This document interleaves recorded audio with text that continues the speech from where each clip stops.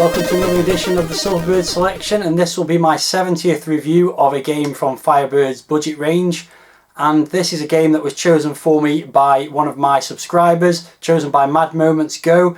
It's the Silverbird re-release of Cauldron II, re-released in 1988. The game originally by Palace Software was released in 1986. It's a rare game to find, you don't see any copies of it out there on eBay and places like that. And my copy cost me £3.49. Obviously this is a sequel to Cauldron, which Silverbird also released, and that was a pretty nice looking game but very frustrating. Let's see if the sequel is any better. Here we have the packaging then, and as you can see, Firebird have taken the same approach as they did with the first game. They've taken the artwork from the cover of the second game, the original release of it, and the logo as well, and stuck them on the normal Silverbird packaging with the pink and black stripes, so there you can see the logo and pretty nice image of the witch with a pumpkin in her hand. Spine's got the logo on as well, as you'd expect. Back cover, as you'd expect, has got 4 screenshots which look like Spectrum screenshots based on the number of colours in use there.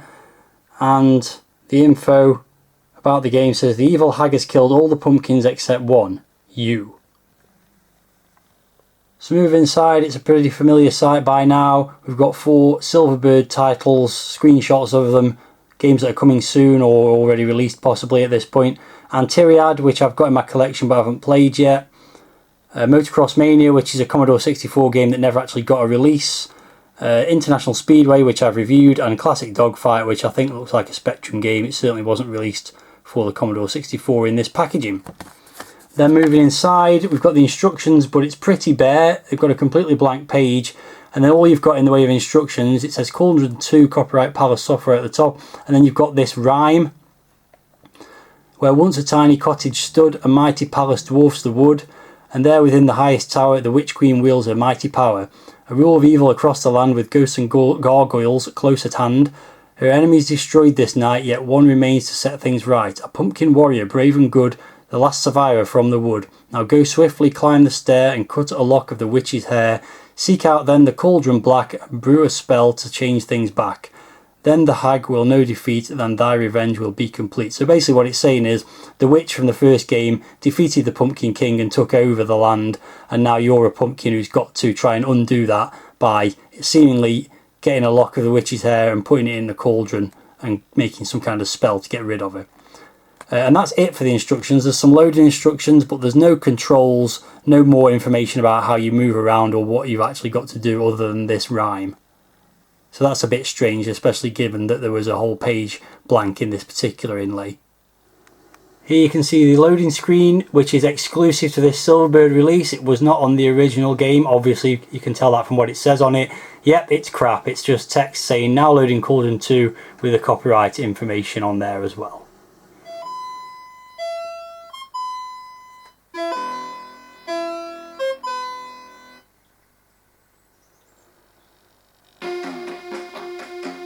Here's the title screen then, which starts off with a very nice Palace Software logo to introduce it, and then it has a similar structure with flipping through various screens just as the first game did. Here you can see all the people involved with developing the game, which are exactly the same as the first game as far as I'm aware. Then you get this little poem that hints that you've got to collect these 6 objects within the game, with the witch flying across from the first game. You don't see her very much otherwise. And then it says, to start the game thou should press fire, and may thy bounce be ever higher. We'll get onto what the bouncing reference means in due course. And then we're back to the Cauldron II logo with the pumpkin stripes back. So very nicely done, not quite as good as the first game I don't think in terms of the presentation.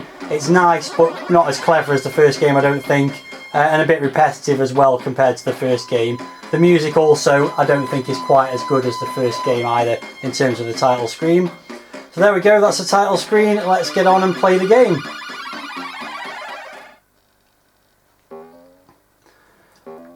So you'll begin in the witch's castle in a fairly random location. There's a few different locations you start in. This is one of them. You can see there a crown on the throne, but if I try and push right, I'm the pumpkin by the way, bouncing up and down, which does so incessantly. If I push right here, I'll hit the candlestick, so I can't get to the crown that way. We'll work on that as we progress through the game. So it's a flick screen platformer. You've got to navigate your way through the witch's castle, find those 6 objects and then do something with them. I've never got as far as getting the 6 objects, and I never will, because the game is rock hard, which we'll get onto why in due course. So yeah, the pumpkin bounces. He bounces fairly low by default, but if you hold down the fire button, he'll bounce higher. This is the maximum height he can bounce. Obviously you use that to avoid the enemies. Few enemies on the screen you can see here. There's a kind of floating spiky ball that's moving backwards and forwards. A knife which is just static, and also the skeleton which kind of follows you. Now if you hit the skeleton, that's instant death. It's instant death if you hit anything like a skeleton, a spider, or anything that's fire, I think. So that candle there, for example, if I hit that, it will die. But the other objects, if you hit them, then you lose some health, but not all of it. Health, I say, is actually described as magic, which is currently at 99% below the score at the top there. So I'm going to move to the left here and bounce along then. The skeleton you can see is chasing after me, but quite slowly. I'll then move on to this screen, which has got some platforming sections, a big pit at the bottom which I'll probably fall down, and some things moving around as well. So let's just move to the left and move on. So my aim again, that was a hunchback that I hit there. I've lost a bit of magic now, and as you can see, the enemies almost immediately respawn as well, which is entirely infuriating. The ghost chases you but doesn't kill you instantly. So I'll move on to this screen here, and again there's another big pit that you've got to try and get across, and this time I've fallen down it, and if I look there I can see there's a little spider, but I'm just bouncing up and down from one screen to the other, so that's not anything to worry about too much. Although now I've bounced into a different place, I don't know how that happened, but there you go, it did. So yeah, I've got to navigate around those little sparkling stars. Well, we'll see what they do in a minute, because I'm... Oh, okay. So there's something. One of these enemies here has made me flash, and that makes the your controls all reverse for a short amount of time. There goes my first life. As you can see, I've respawned with reversing. So I've just got to try and get over to this side. Here we go. So finally a bit of safety here, and now I've collected that little sparkling thing that allows me to fire, and you can fire in any direction by holding the fire button down and pushing the direction you want to fire. But that also means when you hold the fire button down that you start bouncing more erratically or more powerfully, so that presents its own problems, which we'll see as we now try and progress through the game. This is one of them. So let's see if we can go and find some objects, some of the objects that I've got to collect to complete the game. Okay, not sure I've ever been to this screen before, so let's try and get up here. There we go. I've hit this guy. Yep, that's an instant death as well, but I've respawned in a more suitable place to head over to that rooftop there. Let's see what happens when I do that. Actually no, I'm just going to go left for now. Oh, I've missed that though. Head back. You can see the bouncing is quite infuriating. Takes definitely some time to master. And also, if you haven't already realised, and I'm not sure if I mentioned it, the enemies respawn almost instantly. I think I did mention that. Oh, there goes another life. So yeah, it's pretty infuriating, just like the first game. No, I'm not going to make that platform unless I can get myself onto the edge of this platform here, which maybe I do from here. Let's try this.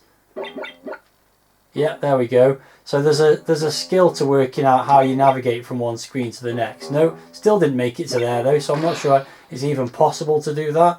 So let's go back to trying to get that extra sparkly thing. The sparkly things, as well as giving you the ability to shoot, allow you to replenish your magic up to its maximum level. So there's also some sort of trial and tribulation, if you like, to make sure you don't get them straight away and waste the chance to restore your magic. Yeah, I'm just going to hit that thing again. Hopefully I'm placed more. I'm not sure I'm going to get to it from this angle either. Nope, this is just infuriating. So I'm trying to get to the edge of this platform, but you can't get to that by just basic movement. You've got to bounce backwards and forwards. Right now I'm probably in the right place to get across to the other side of this platform. There we go. Replenish the magic. Let's see where we end up bouncing down here now. Oh, Okay, well, somewhere else in the castle. That spider will kill me instantly as well, so I probably don't want to linger on this screen too much. But here is the first of the objects to collect, which is an axe.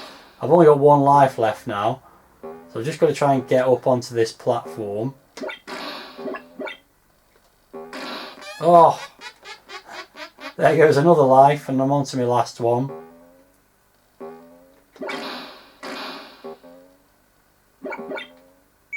There we go, I've collected 1 of the 6 objects and used all of my lives up trying to get to that point. So here we've got a dinner table with a number of destructible items on it. Not too difficult to get past, relatively speaking. Let's see where we get to as we move through this part of the castle. Not got a lot of magic left, so I really need another one of those sparkly things, and handily there is actually one on this level, but I suspect I will run out of health before I get to it. But maybe not. There we go, replenish the magic so I'll last a little bit longer. Got my controls reversed again. So yeah, the big problem with the game is that having to bounce around obviously is crazy, but also the fact that your magic is constantly running out, and also really the biggest problem is that you've got the fire button controls that the height of your bounce and the firing. Now if they'd used say up to control the height of your bounce, or down even, just something other than the fire button, then it wouldn't become such a problem when you then get the ability to shoot as well. But you end up shooting and losing magic as well as trying to shoot and bounce furiously all over the place. So yeah, it's a bit of a mess. Oh, there's another chance to replenish here. So I'm doing alright in terms of lasting fairly well with this last life, but I'm also not really making much progress in the game. Let's see if we can get up to here, and I don't know what's going to be through this gap when I get through it, but let's have a look. Okay, there's obviously a tower shaped like a witch's hat there. If I hit this spider, I'm dead. There we go. And that's going to be game over.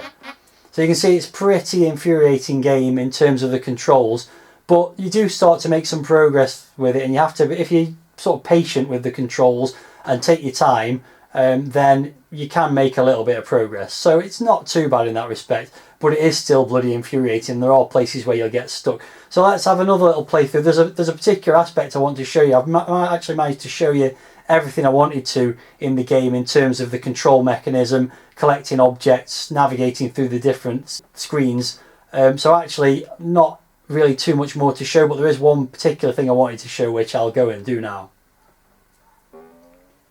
Right then, so this is one of the things I wanted to show, is that in some rooms you've got these levers that you can push. So let me see if I can try and get over to get to that lever. It shouldn't be too hard from this point. Just wait for me bounce to diminish again.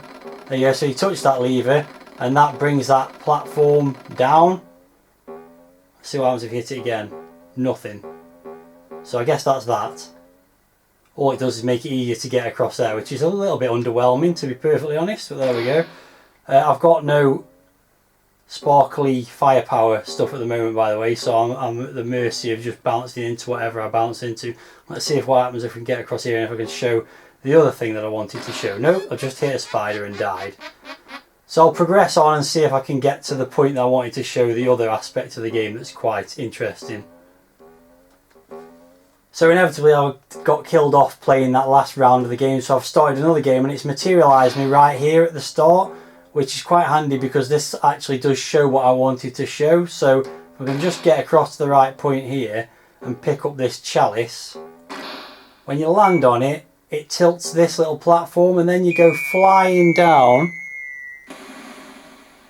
with a nice animation of the pumpkin, and that's not actually a life lost because then you materialise in what was the overworld of the original game, and there's things to collect here and things to do.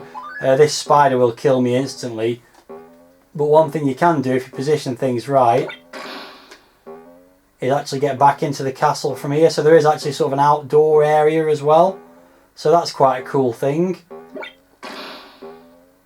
Just need to time myself to get over this shark at the right time, and you actually can get back into the castle, so that's cool. Of course, getting over these platforms might be quite tricky because virtually everything in the game is tricky. Oh, there we go, I've managed it.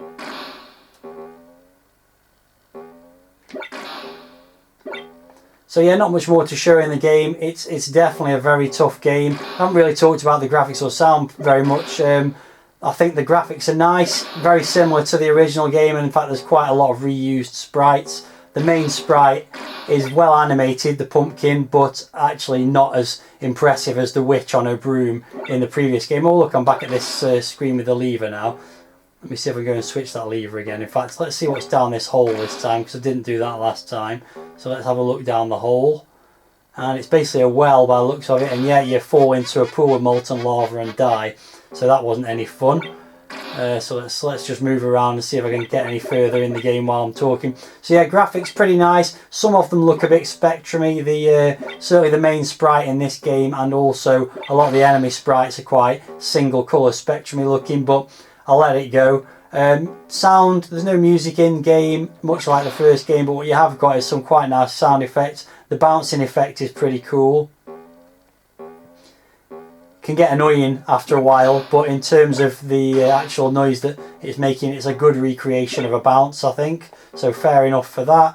And there's some reasonable sound effects for shooting. Otherwise, it's just little explosion noises when you hit or destroy enemies. And the only other notable sound effect really is the witch, who screams with delight or cackles with delight when you inevitably lose another life. Let's just hear that the easiest way, which is by falling into the sea here. Oh, maybe not. I might actually make it. Oh, that's a surprise. Now I've hit the shark. Oh, but I'm actually still alive. So let's move this way. May as well run down another life or two. I don't think I'm going to play through to another game over, because you've probably seen enough really. So we'll just see how we get on trying to get past this stage, which could be so difficult that actually I never manage it. I've got over the spider there. No, I haven't. The spider's killed me. And that brown bat on the right hand side is indestructible as well and will kill you. So this will probably be the end of it pretty quickly anyway, as it turns out. Yep, there goes another life. The spider you've got to bounce really close to, I think, on one side, and then try and bounce over it before it changes direction, which is really, really hard to do. Let's just give it a go. Let's see if we can get the bouncing. Right, here we go. Nope, that didn't work either. I've now only got one life left. So it didn't take long to run those lives down really in retrospect. Yeah, there we go. There goes the last life, and that is game over.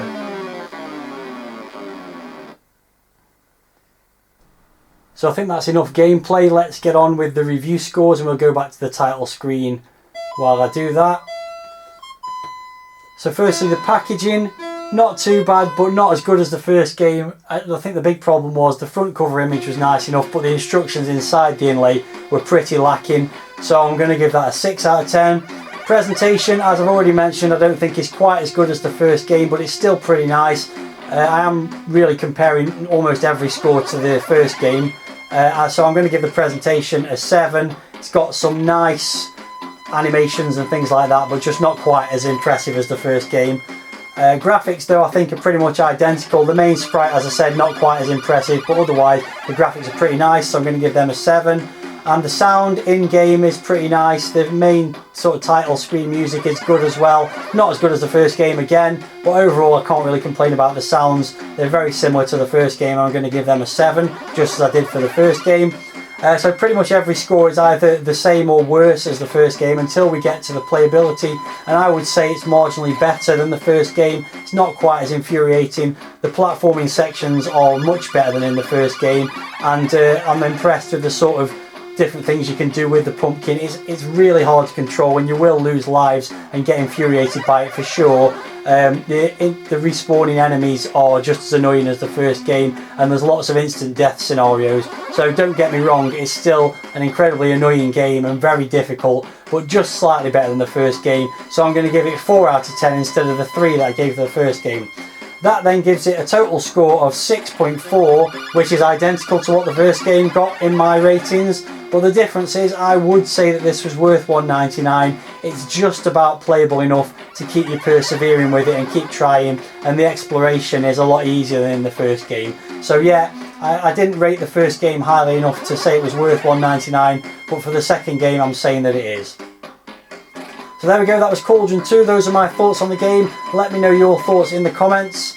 And that was game review number 70. So those of you who've been following the channel since the start and following this series since the start will know that something different to a game review is coming up next. Thanks for watching and see you next time.